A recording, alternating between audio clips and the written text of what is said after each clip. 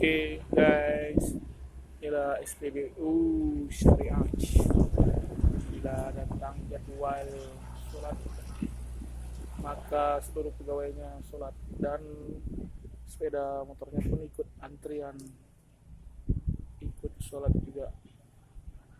Nah, ini dia. Ini SPBU di mana nih ya? Ulam itu ya, Aceh. Nah, SPBU ini selalu ramai.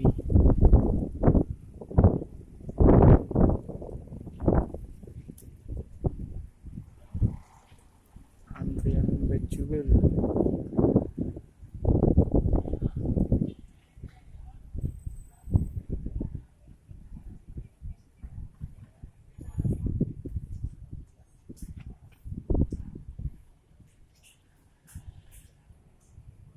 Nah, ini dia SPBU Ulam aja ya.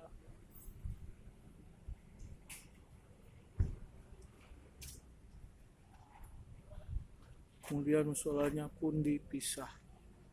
Ada musola khusus laki-laki dan musola khusus wanita.